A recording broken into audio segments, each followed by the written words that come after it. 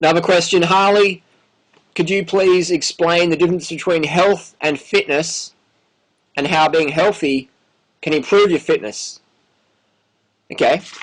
So the difference between health and fitness is I could, get a good sports doctor and pay him a bit of money and get some good drugs, so like some testosterone and maybe some EPO and, if I had a lot of money, like human growth hormone, and I could increase my fitness, a great deal. But as a result, my health would drop. So fitness is going up, my health's going down. That's why you see a lot of elite athletes with mental issues or cancer or heart disease later on. I've had 4 of my cycling friends die from heart attacks. 1, 2, 4. And they've all been under age 30. 4 of my cyclist friends dying from heart attacks. Really fit guys, great guys, but sadly that they've passed on. So, fitness and health, I'm going more health than fitness, And at the same time, the healthier we are, the fitter we can be, relevant to ourselves. What do I mean? You're not going to be as fit as you could be if you're doing heaps of drugs. No way. People say, Harley, you could be like a raw vegan Tour de France winner, man. It's like, no way, man. It's like, you ain't winning the Tour de France if you ain't jacked up on the best drugs, man. No way. No way. And again, this doesn't mean people are bad if they take drugs. It's just reality. It's like you could get a wild bison versus a factory pharmaceutical up bull and do a strength test, and who's going to win? The bison that's been the purest of the purest genetics, or the bull that's jacked up with testosterone? The bull that's always going to outstrength the wild bison. It's the same though. If you get a monkey, put it in the zoo and just whack it up with hormones and stuff, it's going to rip its forest dwelling monkeys apart. That's just how it is.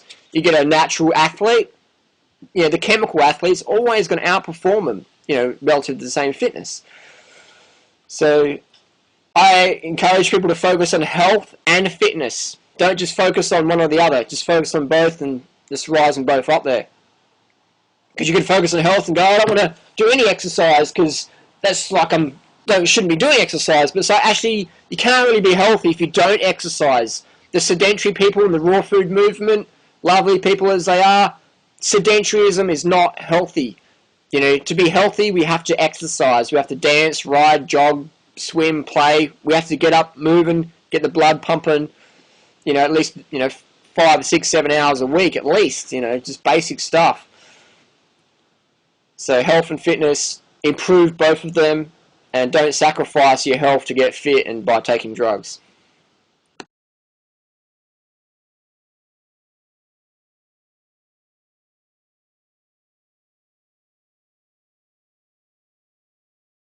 Hello, question A with Durianrider. I'm just reading this off the screen. Matt Monarch recently posted out a newsletter about a new Candida beta. What do you think about this one? Okay, so I'm reading this off Matt's site.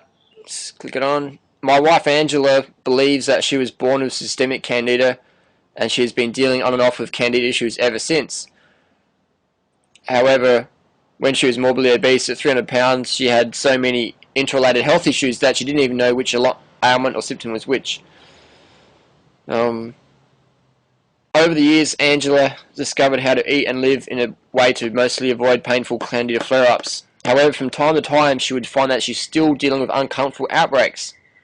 And then Matt goes on about this new product he's got called Add Your Clarity. And all one has to do is scroll down to the recipes,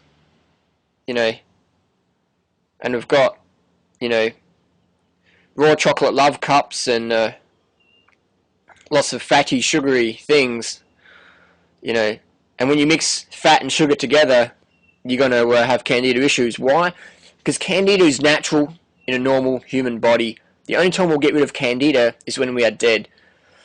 Candida's role in the human body largely is to help regulate blood sugar issues if our blood sugar is too high. So when people eat a high-fat diet, which is very common on raw food, and then they have a little bit of sugar with that, be it from fruit or refined sugar like agave, the blood sugar is going to elevate because all the fat we've been eating from the nuts and the oil and meat or whatever people are eating, coats your insulin receptor sites, blood sugar goes up, Candida gets called in to gobble up the excess blood sugar, bring it back down to normal levels.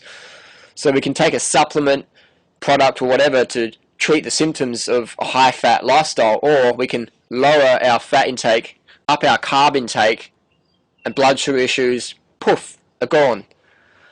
So that's my answer to that one. Yeah, Angela Stokes is right. You know, she's born of Candida, just like everyone on the planet. And Angela's a lovely lady. She's got a good story to tell. But again, it's where people in the raw food movement, they're sincere, but they're sincerely wrong. They don't understand basic human physiology. Anyone has to read a medical textbook, and you can understand the basics. I mean, that's what I encourage people to do. Learn about Candida, and don't get caught up in the sincere but sincerely wrong people who try and sell you, you know, a Band-Aid. Well, and then they're going to see a recipe of high-fat stuff and eat more greens and don't eat too much fruit because that's like, you can't do that because that affects my business. Eat your fruit, keep your fat low, go, go, go.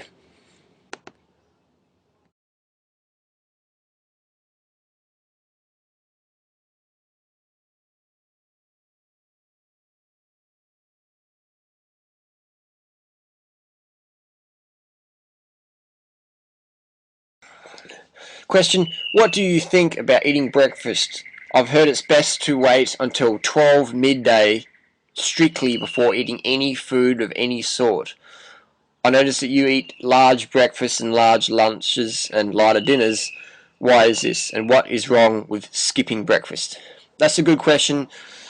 It's a very common question. And how can we answer that one?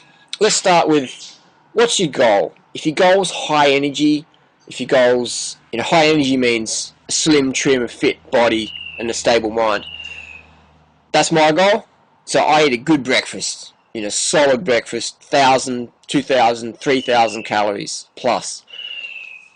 A typical breakfast, say 10 bananas, that's 1,000 calories. 20 bananas, 2,000 calories. 30 bananas, 3,000 calories. I eat as much calories as I care for each meal. I eat breakfast very early in the day. Sometimes it's around sunrise.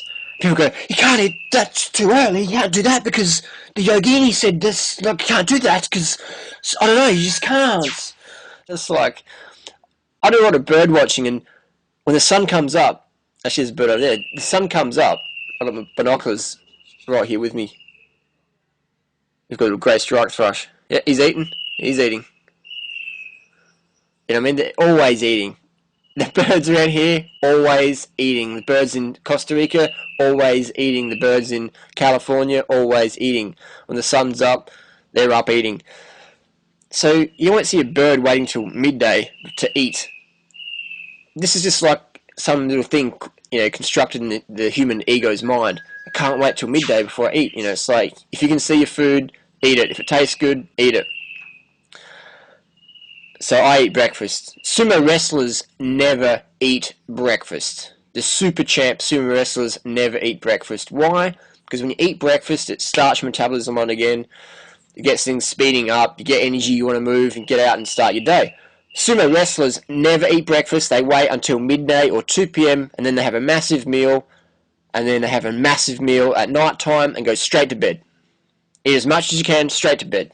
Never eat breakfast. Big lunch, big dinner, straight to bed. And that is the best way to store fat. So if you're really, really skinny, you want to put some more fat on, or if you want to become a sumo wrestler, that's a great strategy. Skip breakfast. Sumo wrestler secret tip. Skip breakfast, get fat. Great way.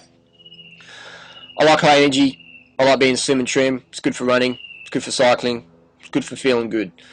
So I eat breakfast, big lunch, and a big dinner as well, or if I'm going to have a big dinner, make sure I eat it around before sundown, ideally.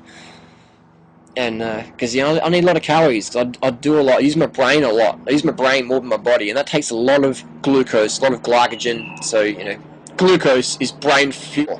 The brain exclusively runs on glucose. So the ability to think is dependent on a level of glycogen.